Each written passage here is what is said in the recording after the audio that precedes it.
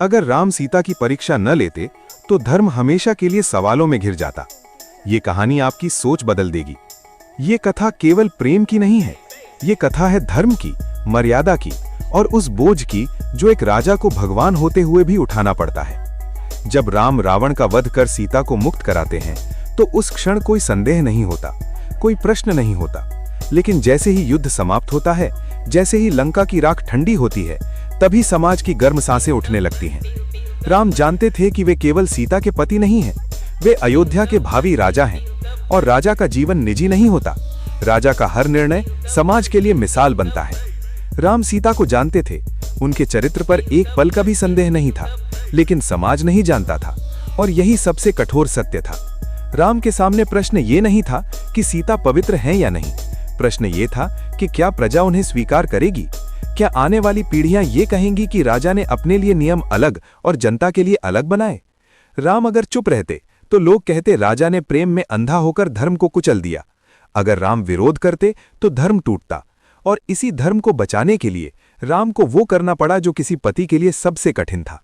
अग्नि परीक्षा सीता की परीक्षा नहीं थी, वो समाज की परीक्षा थी, वो धर्म की परीक्षा थी, वो स्वयं राम की परीक्षा थी।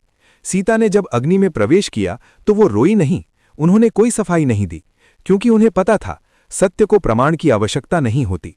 अग्नि ने सीता को छुआ भी नहीं, क्योंकि शुद्धता को आग जला नहीं सकती। जब सीता अग्नि से सुरक्षित निकली तो समाज के मुंह बंद हो गए, लेकिन राम का हृदय उस दिन टूट गया, क्योंकि उन्होंने जान लिया था कि राजा बनने की कीमत निजी सुख का त्याग होती है।